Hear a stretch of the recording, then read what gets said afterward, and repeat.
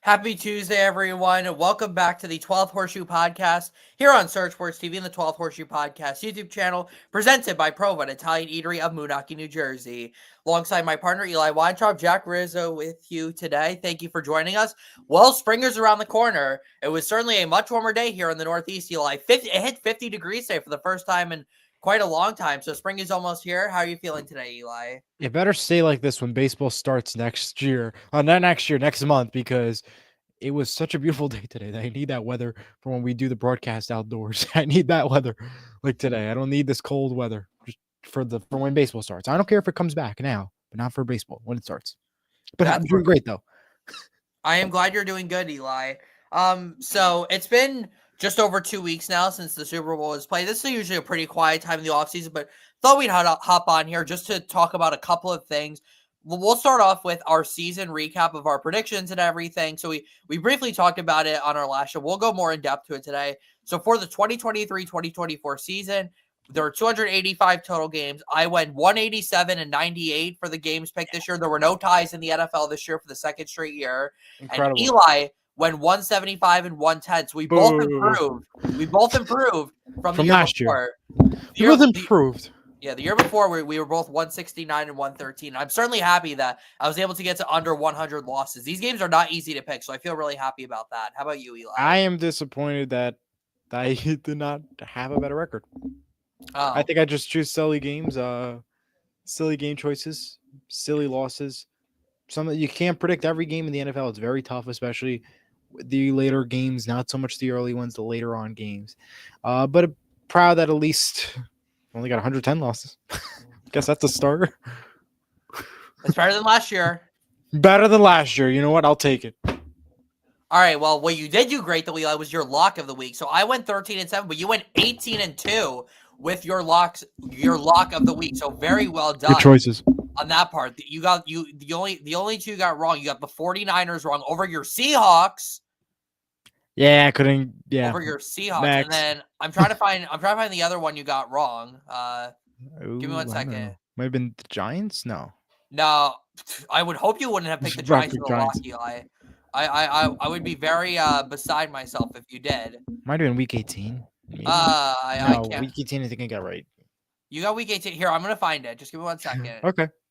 All right, scrolling. Not that one. Not that one. Yeah, you got week 11 wrong. But I don't see what else you got wrong. Let's see. Week 10. No. Week 9. Week 8. Got something wrong. Yeah, you did. Week 1 maybe. No. Week 1 you got right. Maybe it was one of the. I'll have to look. I don't know. I can't find it. But either way, you went 18. Why don't you move on to the next one and I'll look for it. Yes. Upset. Okay, this is really tough. We both did not do very well, but I won that. I went 7 and 12, and Eli went 5 and 14. It's not easy to pick upsets. And then Survivor Advantage. You can't pick two teams in the same week. We both went 13 and 5 on that, so we both did very well there. Yes, we did. I still can't find it. Oh, found it. Week 2, you picked the Cowboys over the Saints as your lock. Yeah, well, Yeah, 44-19. That was the score. Not exactly a very good lock, but it's okay. Yeah, no, but again, this was the Dallas Cowboys. We thought they were going to be good, that they usually are, and then just start trailing as the postseason comes around. But no. I will say, though, with the Colts, I went, so in terms of Colts games that were played, I went 10 and 7 on those games. I always have to see how my Colts do. Comment from Jason Lee, don't trust Dallas. Word of advice from the Cowboys fan. Yeah, that certainly is a word of advice. Basically every game I picked them wrong. They threw me off when they beat Washington and then they beat Tampa Bay. And it's like, why do they keep throwing me off? They beat Carolina, like when we thought Carolina was gaining momentum. They're so weird, Eli. I don't know what to think of the Dallas Cowboys. I really don't. All right. Well, let's get to some other news surrounding the NFL, Eli. That's it for our season recap. It was a pleasure to do the picks again. Who won? We tied Survivor. I did say that. Oh, you did. Okay. 35. All right. Well, Next up, let's talk about some other news. So, first piece of news, Eli, for next season, the international game slate has been finalized. And there are not 1, not 2, not 3, not 4, not 5, not 6, but 7. Magic 7 international games this year. That is by far the most in a season in NFL history. So we'll go through right now. Okay. The Los Angeles Chargers will be playing the second annual game in Brazil, Sao Paulo specifically. And that will be in week 1 on Friday night, just like it was last year. And hey, the team that won the Brazil game in week 1 last year ended up winning the Super Bowl. So maybe that's good luck for the Chargers. But probably not, though. They'll probably find a way to screw it up again in the playoffs. If they even get there. We have 3 games in London. I have teams that are hosting games in London this year. The Jets, the Browns, and the Jaguars. Okay, I am terribly sorry about that. All I know is, I just want to say this. There's too many international games. Way too many. Either they have to make every single team play an international game and no duplicates, or they start cutting it down, like 1 per city. Like Los Angeles, Brazil gets the game. London gets 1 game, not 3, not 2, just 1 game every city.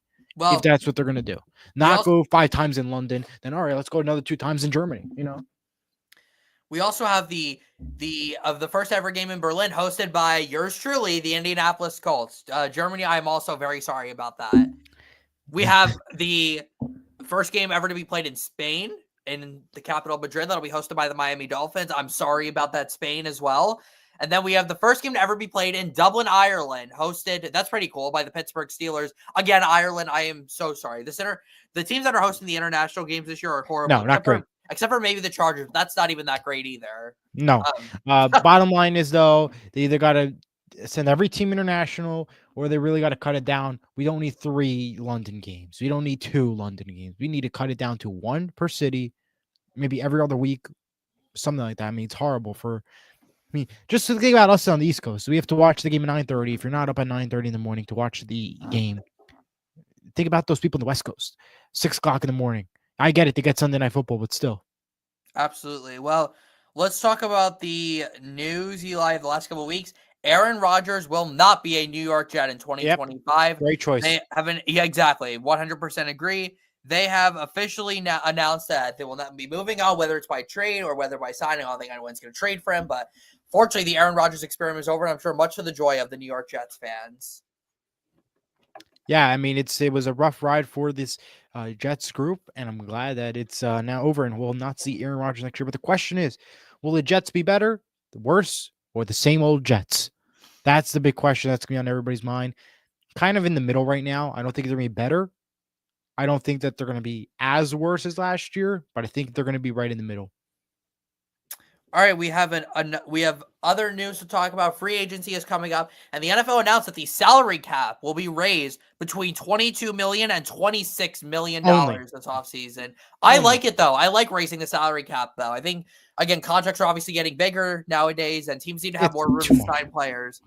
I get it, more room to sign players, no problem, but really, this is just getting out of hand, the money that we're giving out. I mean, I get they play 1 game a week. They practice like maybe. Yeah, but I mean, obviously the physicality. I get it. The physicality. The physicality is different, absolutely no question. But to be fair, though, I think that's just that's a ton of money. Hockey players play 82 games a year of tremendous physicality. They do not get paid very much. Like, right. That's my point, though. Like, if you look at the hockey side of things, they're on skates, skating on skates, getting banged up in the boards, getting hit by pucks, losing teeth, and their salary is nothing compared to what the NFL players are making. And look at the physicality there. Look at the equipment differences between the NFL and the NHL as an example. I just think it's extreme to just keep on going higher and higher. And what does that mean? It's going to somehow affect the consumer that watches it, us, the fans. Whether that it means more streaming services, more channels that we have to now pay for. Again, look at Netflix. They now add Netflix to the packages that we have to now pay for as well, on top of ESPN Plus. Well, did you see the news? that No. Netflix is looking to buy a package for Sunday afternoon. They're Yes, looking to I take. read for CBS and They're Fox.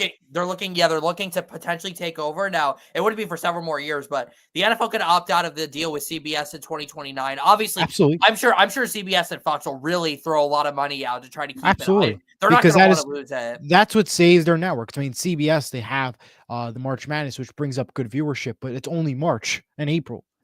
The NFL really was the king for Remember viewers. though, CBS also has golf though, and that brings in a ton of money.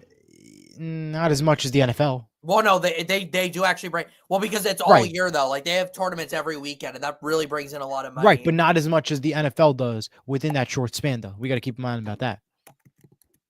Yep. But I will say that I don't expect Netflix to actually take over because I think this is more of like a bargaining tactic by the NFL to maybe get CBS and Fox to pay more.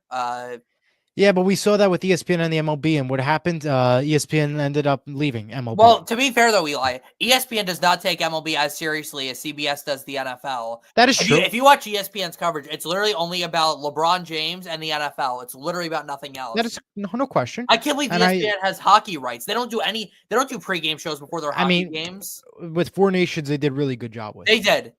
The Four Nations, you got to give credit. They did a ton of work. Whenever there's games on ABC, there's always a pregame show. There's the point that airs after for a big game, which is their pregame show style. Yeah, but do you ever see them talking about NHL on SportsCenter though, or with Stephen A. Very Smith? rare. Very rare. Exactly. Stephen A. Smith never.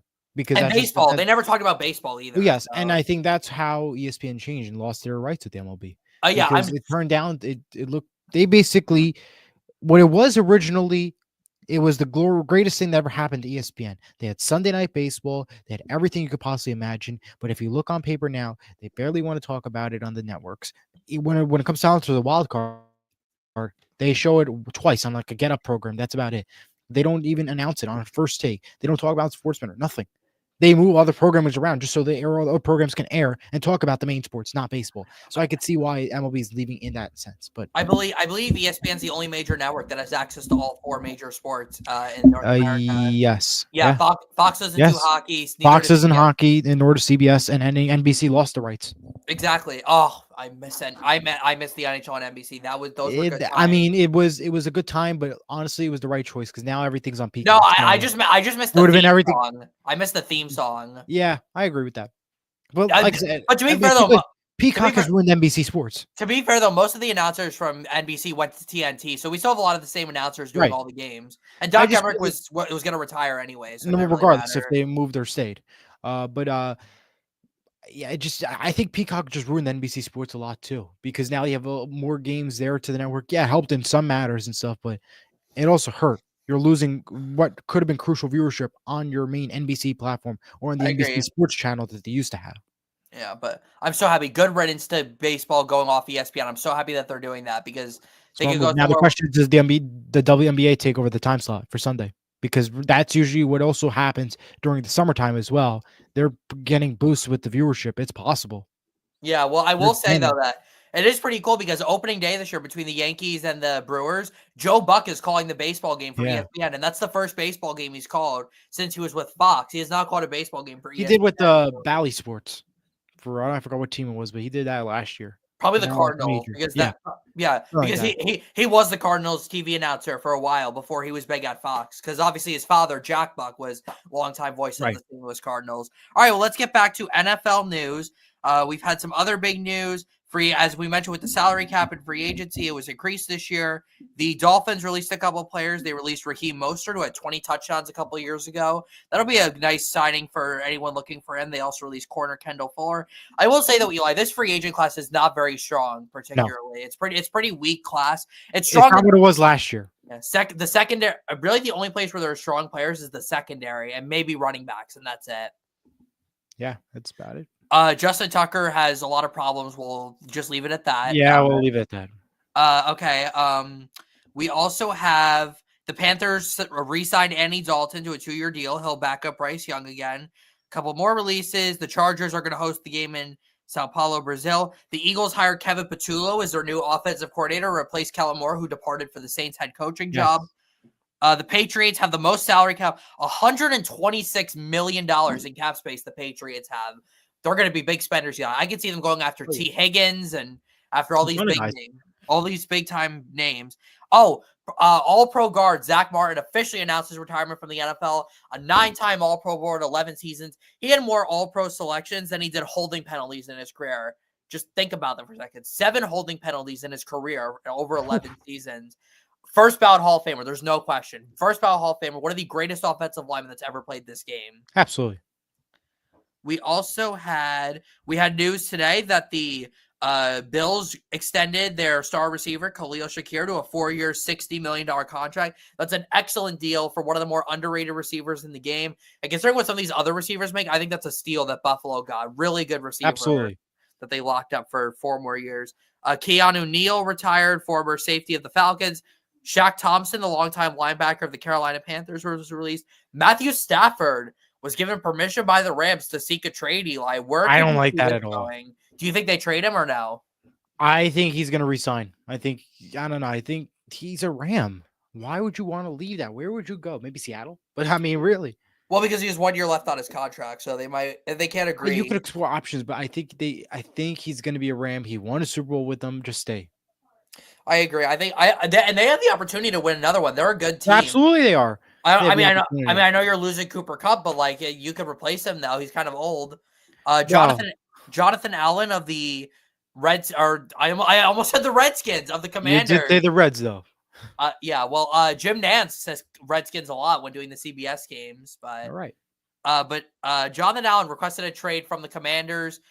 Or didn't request a trade. They granted him permission to seek a trade. Makes sense. He's kind of aging, and Washington has some good young depth on that defensive line. The Falcons are keeping Kirk Cousins and not releasing him. Right. I don't know why they would ever do that. No, I don't know either. And we have some other players who are not sure if they're going to retire or not.